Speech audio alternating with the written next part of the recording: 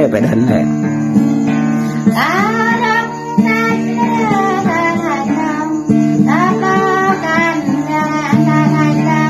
la là mình là họ rồi lên quá có tăng biết này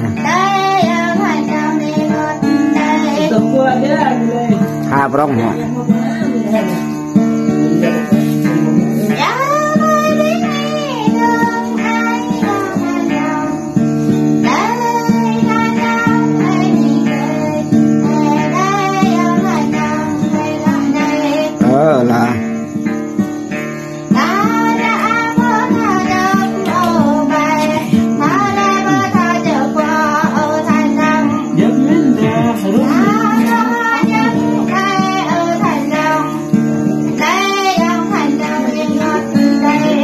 là là gọi dịch nhìn độ vậy đơn nè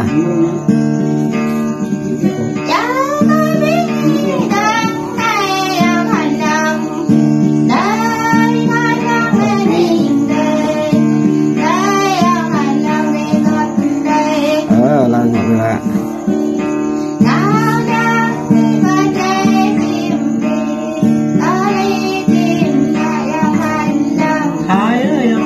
ngọt tha là ta ra chứ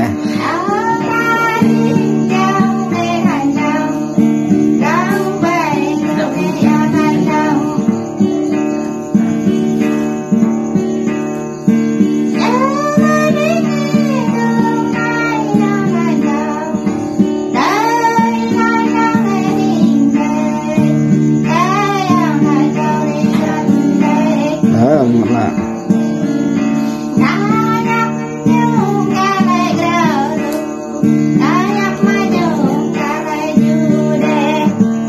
wow nè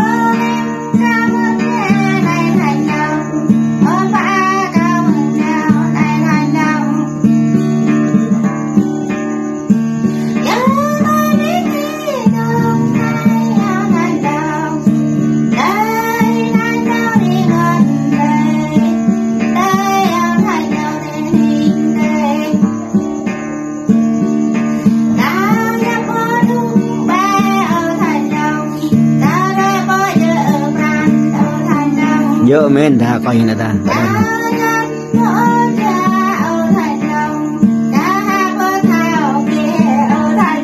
chê men ta họ ta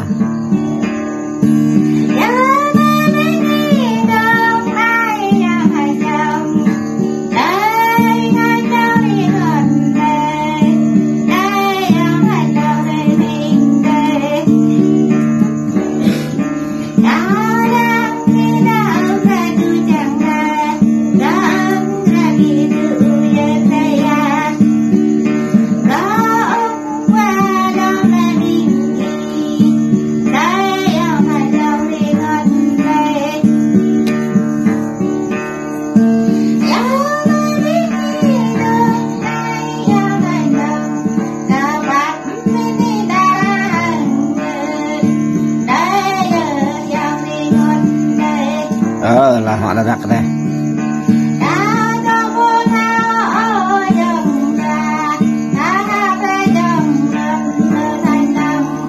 wow là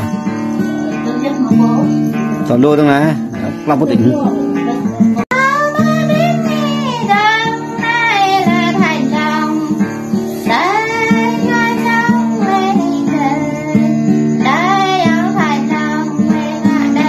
đúng là cái lễ phải đần này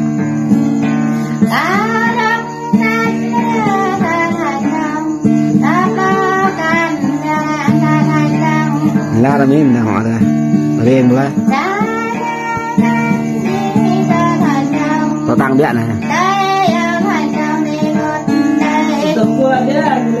ha prong họ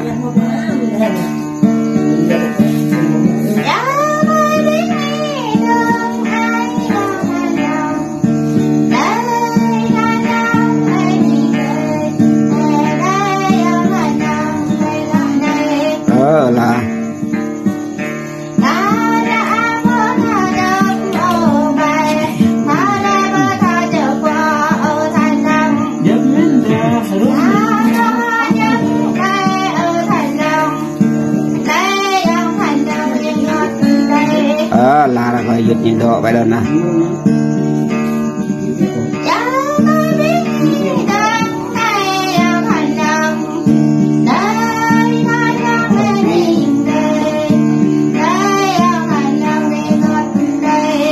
Là ngọt là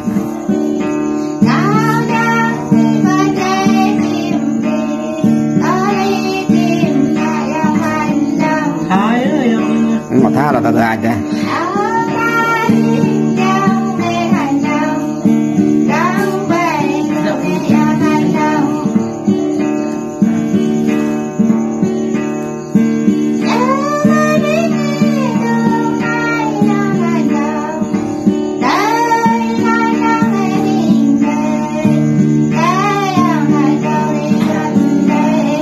Ngọt là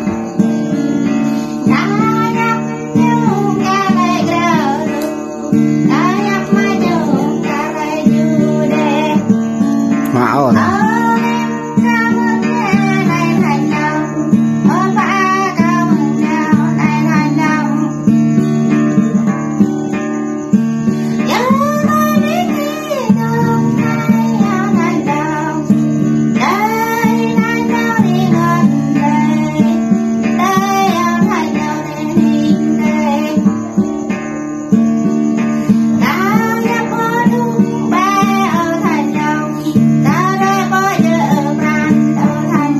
Dơ men ta coi như là ta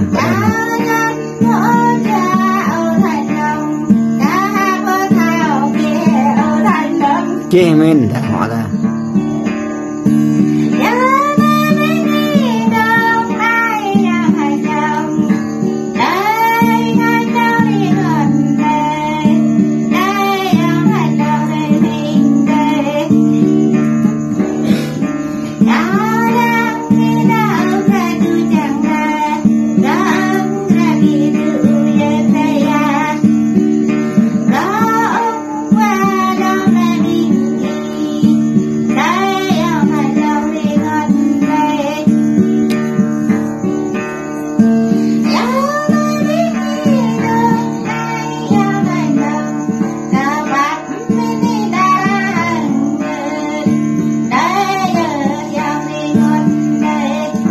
là họ đã đặt đây.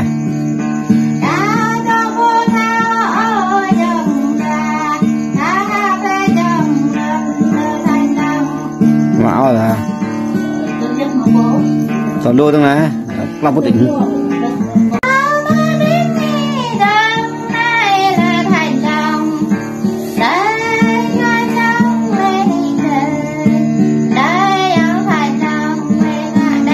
Đúng là cái lễ phải đần này.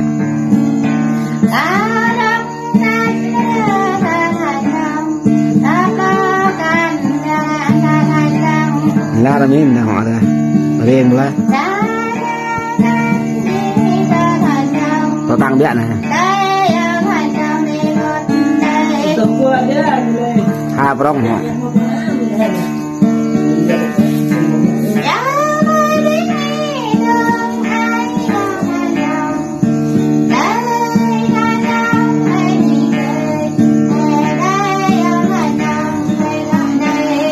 là